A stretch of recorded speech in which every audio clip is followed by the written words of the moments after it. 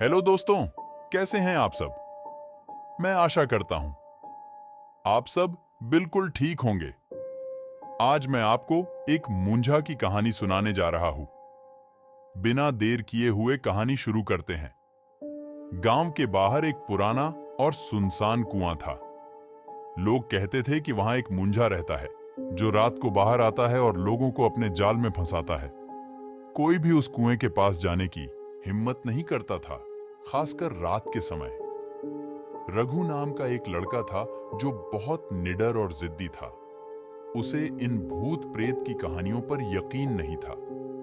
एक रात उसने अपने दोस्तों को चुनौती दी कि वह कुएं के पास जाकर लौटेगा।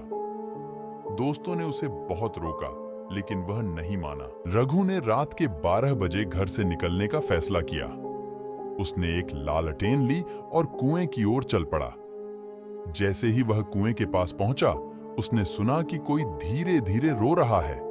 रघु ने ध्यान नहीं दिया और आगे बढ़ता रहा। कुएं के पास पहुंचते ही अचानक एक ठंडी हवा चली और लालटेन बुझ गई।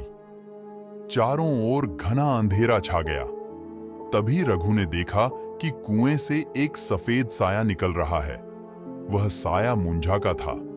रघु ने भागने की कोशिश की, लेकिन उसके पैर मानो जमीन से चिपक गए थे। मुंजा धीरे धीरे रघु के पास आया और उसकी आंखों में आंखें डालकर बोला, तूने मेरी नींद को भंग किया है, अब तू इसकी सजा भुगतेगा। रघु की चीखें सुनसान रात में गूंज उठीं, लेकिन कोई उसे सुन नहीं पाया। अगली सुबह गांव वालों ने देखा कि रघु का शरीर कुएं के पास पड़ा था। उसकी आंखें खुली हुईं और चेहरे पर भयानक डर था। उस दिन से गांव वालों ने उस कुएं की ओर देखना भी बंद कर दिया। कहते हैं कि जो भी उस कुएं के पास रात को जाता है, वह कभी लौटकर नहीं आता।